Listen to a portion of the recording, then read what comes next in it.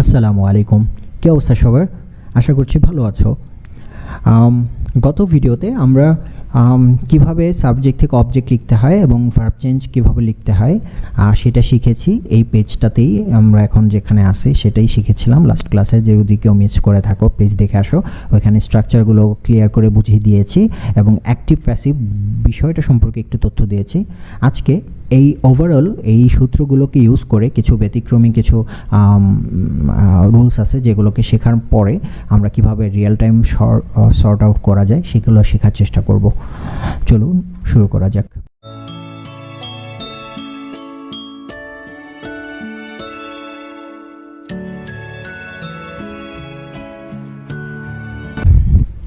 Active থেকে passive কীভাবে করতে হবে বা প্যাসিভ থেকে অ্যাক্টিভ কীভাবে করতে হবে। অ্যাক্টিভ থেকে প্যাসিভ যেভাবে হবে প্যাসিভ থেকে অ্যাক্টিভ ঠিক ওইভাবেই হবে। সো একটা রুলস শিখলে আমাদের দুইভাবেই সলভ করা যেতে পারে। চলুন শুরু করা যাক। অনেক সময় একটা সেন্টেন্সে দুইটা অবজেক্ট থাকে, তখন আমাদের কনফিউশন হয়ে যাবে। যেহেতু আমরা চেঞ্জ অফ স্ট্রাকচারে শিখেছি অবজেক্টকে সাবজেক্ট করতে হবে, তাহলে কোন অবজেক্টকে আমরা সাবজেক্ট করব।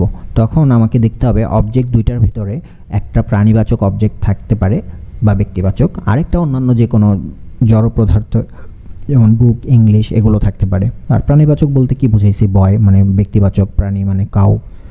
তো এগুলো থাকলে আমাদের দুইভাবে অপশন হচ্ছে, দুইভাবেই করা যেতে পারে। মানে আপনি প্রাণী বা ব্যক্তিবাচক অবজেক্টকে মেইন অবজেক্ট ধরে সেটাকে সাবজেক্টে চেঞ্জ করতে পারেন এবং অন্য যে অবজেক্টটাকে ছিল সেটাকে এক্সটেনশন হিসেবে বিবেচনা করতে পারেন। আবার অন্য যে মানে প্রাণী বা ব্যক্তিবাচক ছাড়া যে অবজেক্টটা ছিল সেটাকে মেইন অবজেক্ট ধরে সেটাকে সাবজেক্ট হিসাবে বিবেচনা করতে পারেন এবং অন্য প্রাণী বা ব্যক্তিবাচক যেটা ছিল সেটাকে এক্সটেনশন হিসাবে বিবেচনা করতে পারেন। এক্ষেত্রে একটা জিনিস মাথায় রাখতে হবে, যদি আমি প্রাণী বা ব্যক্তিবাচক অবজেক্টকে এক্সটেনশন হিসেবে বিবেচনা করি তাহলে ভার্বের পরে টু প্লাস ফর, টু অথবা ফর এই দুইটার একটা দিয়ে, মানে অর্থের অনুযায়ী ডিপেন্ড করবে কোন প্রাণী বা কোন ব্যক্তিকে বোঝানো হয়েছে। তো এই টু অথবা ফর দিয়ে তারপরে ওই এক্সটেনশনটা লিখতে হবে, মানে সবার শেষে না। আচ্ছা, এক্ষেত্রে উত্তম হচ্ছে প্রাণী বা ব্যক্তিবাচক অবজেক্টকে মেন অবজেক্ট ধরে সেটাকে সাবজেক্টে পরিণত করা। এক্সাম্পল দিয়ে বোঝানোর চেষ্টা করছি। এখানে আই গ্যাভ হিম এ বুক, এখানে দেখেন আই সাবজেক্ট, গ্যাভ হচ্ছে ভার্ব টু, ভার্ব হিম এখানেও অবজেক্ট অবস্থায় আছে, এ বুক এটাও কিন্তু অবজেক্ট অবস্থায় আছে। কনফিউশন হচ্ছে দুইটা অবজেক্ট কী করব। ওই যে আগেই বললাম প্রাণীবাচক অবজেক্ট হচ্ছে হিম আর এ বুক হচ্ছে আপনার অন্যান্য জড় পদার্থবাচক অবজেক্ট। তো এক্ষেত্রে আমরা দুইটাকেই প্রাধান্য দিতে পারি। তো কিভাবে লেখা যেতে পারে আমরা দেখি। প্রথমে আমাদের উত্তম হচ্ছে ব্যক্তিবাচক অবজেক্টকে অবজেক্ট বিবেচনা করা, তাহলে এটাকে আমাদের সাবজেক্ট লিখতে হবে।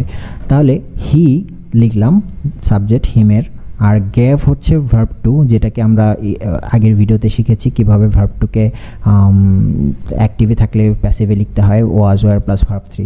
সো হিয়ার সাথে ওয়াজ হবে, দেন ভার্ব থ্রি হচ্ছে গিভেন। তারপরে হচ্ছে ওই যে অবজেক্ট অবস্থায় কি আছে এই বুক, যেটা আমরা নেই মেইন অবজেক্ট হিসেবে সেটাকে লিখলাম। দেন হচ্ছে একটা প্রিপোজিশন বা by, then subject object, I এর অবজেক্ট হচ্ছে মি। তাহলে এক্ষেত্রে আমরা ব্যক্তিবাচক অবজেক্টকে প্রাধান্য দিয়েছি, যেটাকে সাবজেক্ট বানিয়েছি, আবার বাকি যে অবজেক্টটা ছিল সেটাকে ভার্বের পরে লিখেছি। তবে এই ক্ষেত্রে কোনো ফর অথবা টু যুক্ত করিনি।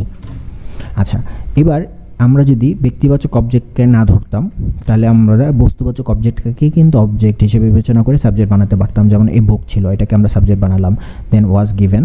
তো এই ক্ষেত্রে এই যে ব্যক্তিবাচক অবজেক্টটা ছিল সেটাকে কিন্তু আমরা টু দিয়ে যুক্ত করেছি, given to him, then by যুক্ত করে এই যে সাবজেক্ট ছিল আই, যেটাকে আমি লিখেছি। আশা করি বুঝাতে পেরেছি।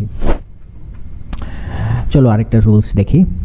অনেক সময় মূল ভার্বের পরে ভার্ব ওয়ানের সাথে আইএনজি অথবা ভার্ব থ্রি অথবা টু প্লাস ভার্ব ওয়ান এগুলো থাকতে পারে, অথবা কোনো প্রিপোজিশন যুক্ত অংশ থাকতে পারে। এই ধরনের অংশকে আমরা পুরোটাকেই অবজেক্ট বিবেচনা করব।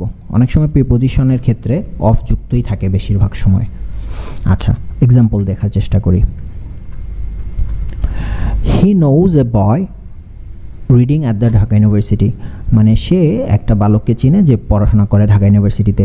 এখানে খেয়াল করি নোজ হচ্ছে মেইন ভার্ব এ বয় এটা কিন্তু একটা অবজেক্ট ছিল, কিন্তু এর পরের অংশে দেখো reading at the Dhaka university. So এখানে ভার্বের সাথে আইএনজি যুক্ত করে অনেক কিছুই আছে। তাহলে আমরা দেখেছি মূল ভার্বের পরে যদি ভার্বের সাথে আইএনজি অনেক কিছুই থাকে, সে পুরোটাকে আমরা অবজেক্ট হিসেবে বিবেচনা করতে পারি। তাহলে এই বয় থেকে পুরোটাই অংশই হচ্ছে আমাদের অবজেক্ট। সেই ক্ষেত্রে সলভ করার জন্য আমরা করতে পারি a boy reading at the Dhaka university, verb ছিল নোজ, এটা ভার্ব 1, ভার্ব 1 থাকলে আমরা জানি প্যাসিভে লিখতে হয় এমএজআর প্লাস ভার্ব 3। সো এখানে যেহেতু এ বয় সাবজেক্ট হিসেবে বিবেচনা করেছি, তাহলে এটার সাথে ইজ হবে, দেন নো এর ভার্ব 3 হচ্ছে নাউন। আর অনেক সময় আমরা বলেছি যে বাই নাও হতে পারে, সেক্ষেত্রে এখানে নাউনের সাথে সাধারণত বাই হয় না, টু হয়। আর সাবজেক্টে ছিল হি, এটাকে অবজেক্ট করলাম, হেম হয়ে গেল। আরও দু একটা উদাহরণ দেখি। I bought A shirt made in China, এখানে কিন্তু এই যে শার্টের পরে ভার্ব 3 আছে, এই যে এখানে দেওয়া ছিল মূল ভার্বের পরে ভার্ব 3 যুক্ত কোনো অংশ থাকলে সেটাকে অবজেক্ট রূপে পুরোটাই ধরতে হয়। তাহলে a shirt made in China পুরোটাকে আমরা অবজেক্ট হিসেবে বিবেচনা করতে পারি, যেখান থেকে সলভ করলে আসবে shirt made in China was bought, verb 2 ছিল যেখানে ওয়াজ ওয়ার প্লাস ভার্ব 3 হয়েছে, বাই যুক্ত করে সাবজেক্ট আই ছিল যেটাকে মি বানানো হয়েছে। তারপরে এখানে আরেকটা উদাহরণ দেখি অ্যাক্টিভের। They entertained the guest of the bridal party of bridal party hardly, মানে হচ্ছে খুবই সম্মানের সাথে খুবই মন থেকে সম্বোধন জানিয়েছে বা সব বিনোদন দিয়েছে গেস্টদের। তো এখানে এই যে গেস্ট এটা কিন্তু অবজেক্ট ছিল, কিন্তু এর পরের অংশে প্রিপোজিশন যুক্ত একটা অংশ ছিল, যে বলেছিলাম প্রিপোজিশন যুক্ত একটা অংশ যেখানে বিশেষ করে অফ থাকতে পারে, এখানে অফ আছে, তো পুরোটাকে অবজেক্ট হিসেবে বিবেচনা করতে হবে। তাহলে the guest of the bridal party hardly, এই হার্ডলি শব্দটা একটা অ্যাডভার্ব, তো এটাকে আমরা শেষের অংশে বা ভার্বের পরে রাখতে পারি। আর বাকি যে অংশটা ছিল the guest of the bridal party, এটাকে অবজেক্ট হিসেবে বিবেচনা করে the guest of the bridal party subject বানালাম। আর এন্টারটেইনড ভার্ব 2 ছিল, was were plus verb 3, were entertained, যেহেতু গেস্টস অনেকগুলো সাবজেক্ট, এখানে ওয়ার হবে, ওয়াজ হবে না। আর ওই যে অ্যাডভার্ব ছিল হার্ডলি, এটা ভার্বের পরে রাখাই ভালো। দেন হচ্ছে বাই যুক্ত করলাম প্রিপোজিশন হিসেবে, আর দিয়ে ছিল সাবজেক্ট, এটা অবজেক্ট হচ্ছে দেম। আশা করি বুঝতে পেরেছি। তারপরে আমরা আরও একটা রুলস দেখি, রিফ্লেক্সিভ যুক্ত কোনো সেন্টেন্স থাকলে কি করতে হয়। রিফ্লেক্সিভ বলতে কি বোঝাচ্ছি? রিফ্লেক্সিভ হচ্ছে myself, ourself, yourselves, himself, herself, itself, themselves, একটু মুখস্থ করে নাও, লিখে নাও। আচ্ছা, এই ধরনের যদি কোনো অবজেক্ট থাকে তাহলে সাবজেক্ট বা অবজেক্ট কোনো অংশটাই চেঞ্জ করতে হয় না। এক্সাম্পল দেখার চেষ্টা করি। হি কিলড হিমসেলফ, এখানে এই যে সাবজেক্ট হচ্ছে হি, হিমসেলফ হচ্ছে অবজেক্ট, আর কিল হচ্ছে ভার্ব 2। তো এটাকে যদি চেঞ্জ করি আমরা, সাবজেক্ট এবং অবজেক্টকে চেঞ্জ না করে শুধু ভার্বকে চেঞ্জ করব। তো কিল্ড হচ্ছে ভার্ব 2, যেটাকে আমরা প্যাসিভ করতে গেলে ওয়াজ ওয়ার প্লাস ভার্ব 3 লিখব। তাহলে এই ক্ষেত্রে যেহেতু সাবজেক্ট চেঞ্জ হবে না, তাহলে হি ওয়াজ কিল্ড একটা বাই আনতে হবে প্যাসিভের ক্ষেত্রে, then himself, he was killed by himself. আচ্ছা, বুঝতে পেরেছি আশা করছি। তারপরে যে ব্যক্তি বা প্রাণী বা প্রাকৃতিক শক্তি কাজ করে তাদেরকে এজেন্ট বলে, এটা বুঝতে হবে, এবং যার সাহায্যে কাজ করা হয় তাকে ইনস্ট্রুমেন্ট বলে। আচ্ছা, তো সাধারণত এজেন্ট মানে প্রাকৃতিক শক্তি, যেই শক্তিটা কাজ করছে সেগুলোর পূর্বে বাই বসাতে হয়, আর যদি কোনো ইনস্ট্রুমেন্ট থাকে সেগুলোর পূর্বে উইথ বসাতে হয়। উদাহরণের মাধ্যমে বোঝার চেষ্টা করছি। I decorated the room with flowers. দেখেন এখানে এই যে ফ্লাওয়ার্স, এটা কিন্তু ইনস্ট্রুমেন্ট, মানে সাজানো হয়েছে ফুল দিয়ে, নট ফুল মানে এখানে কিন্তু এজেন্ট না, কোনো ব্যক্তি বস্তু না, মানে কোনো ব্যক্তি বা প্রাণী বা প্রাকৃতিক শক্তি না, এটা একটা ইনস্ট্রুমেন্ট, মানে যাকে দিয়ে কাজ করা হয়, ফুল দিয়ে কিন্তু সাজানো হয়, এই জন্য এটার আগে উইথ বসানো হয়েছে। এই ক্ষেত্রে প্যাসিভেও আমরা উইথই রাখতে পারি। তাহলে the room was decorated by me with flowers. আচ্ছা, এজেন্ট এখানে আই, মানে আমি, তাই জন্য বাই যুক্ত করা হয়েছে বাই মি। আর ফ্লাওয়ার্স হচ্ছে ইনস্ট্রুমেন্ট, এটার আগে অলরেডি উইথ ছিল, যদি না থাকতো আমরা উইথ বসিয়ে দিতাম এখানে ফ্লাওয়ার্স। আচ্ছা, দেন আরেকটা রুলস শিখতে পারি, মানে কমপ্লেক্স সেন্টেন্স। কমপ্লেক্স সেন্টেন্স বলতে আসলে মূলত বুঝাতে চেয়েছি এখানে সাবঅর্ডিনেট ক্লজ অ্যান্ড একটা কম্পাউন্ড সেন্টেন্স যদি একসাথে যুক্ত থাকে, তখন সেই ক্ষেত্রে আমরা কি করতে পারি, উভয় ক্লজের ভয়েস পরিবর্তন করব। বাট মনে রাখতে হবে যে কোনো একটা ক্লজে যদি কোনো ট্রু ফ্যাক্ট বা ইউনিভার্সাল ট্রুথ থাকে সেগুলো চেঞ্জ করতে হয় না ভয়েস। যেমন উদাহরণ দেখি, আই নো দ্যাট, এটা কিন্তু একটা সাবঅর্ডিনেট ক্লজ। এর পরের কথাটা হচ্ছে হি স্যাং এ সং। আচ্ছা, এখানে আমরা যেটা বলতে পারি এই সাবঅর্ডিনেট প্লাস প্রিন্সিপাল ক্লজ। হ্যাঁ, আই নো এটা হচ্ছে প্রিন্সিপাল, আর that he sang the song এটা হচ্ছে সাবঅর্ডিনেট ক্লজ।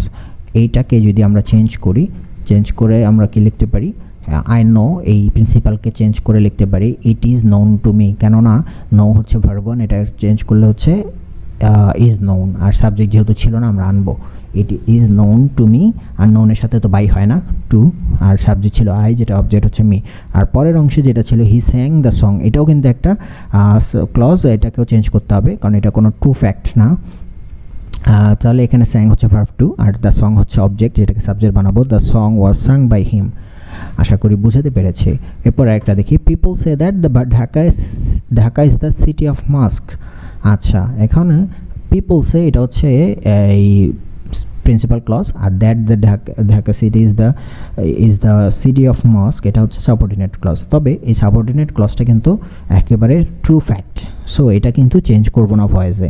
তাহলে পিপল সে দ্যাট এইটাই আমরা চেঞ্জ করবো। সাধারণত এই ক্ষেত্রে লেখা যেতে পারে ইট ইজ সেড, পিপল সে এর পরিবর্তে বাই পিপল লিখতেও পারেন, নাও লিখতে পারেন, সমস্যা নেই, it is said by people. আচ্ছা, বুঝতে পেরেছি আশা করছি। তারপরে যদি এ ধরনের ভার্ব থাকে, সাজেস্ট, রিকমেন্ড, অ্যাডভাইস, প্রপোজ, ভার্বনের সাথে আইএনজি, দেন অবজেক্ট, এগুলো যদি থাকে সাধারণত এই ক্ষেত্রে সাবজেক্ট অর্থ অনুযায়ী আনতে হয়, কারণ এই ধরনের পরে সাধারণত এই ধরনের যেই অবজেক্টটা থাকে সেটাকে সাবজেক্ট করাটা খুবই রিস্কি, কারণ এগুলো সাধারণত এক্স্যাক্টলি সাবজেক্ট আসে না। তো অর্থ অনুযায়ী একটা নতুন সাবজেক্ট আনতে হবে। দেন সাজেস্ট, রিকমেন্ড, বাই মানে যা ভার্বগুলো দেওয়া ছিল সেটাই দেওয়া লাগবে। দেন একটা দ্যাট বসাইতে হবে। তারপরে হচ্ছে অবজেক্ট লিখতে হবে, শুড বি লিখতে হবে, ভার্ব থ্রি লিখতে হবে। আচ্ছা, এটা একটু কমপ্লিকেটেড, একটু এক্সাম্পল দিয়ে বোঝানোর চেষ্টা করছি। He proposed watching the movie. দেখেন এখানে কিন্তু এই যে প্রপোজের পরে ভার্ব ওয়ানের সাথে আইএনজি ছিল, রাইট? সো আমরা কি করব, এখানে দেখছিলাম সাবজেক্ট আনতে হবে, দেন হচ্ছে সাজেস্ট, রিকমেন্ড এগুলো যা আছে তার লিখতে হবে, আর দেন হচ্ছে একটা দ্যাট লিখতে হবে, দেন অবজেক্ট লিখতে হবে, শুড বি লিখতে হবে, ভার্ব থ্রি। আচ্ছা, কীভাবে? প্রথমে তো হি, দেন প্রপোজড যা আছে তাই, দেন হচ্ছে দ্যাট লিখলাম, দেন অবজেক্ট, এখানে অবজেক্ট কী ছিল, দ্য মুভি লিখলাম, তারপরে দেখবো শুড বি লিখবো, তারপরে এখানে ওয়াচিং ছিল ভার্ব, যেটা ভার্ব থ্রি লিখবো, ওয়াচড। তাহলে he propose that the movie should be watched. আশা করছি 6 পর্যন্ত আপনারা খুবই ক্লিয়ারভাবে বুঝতে পেরেছেন।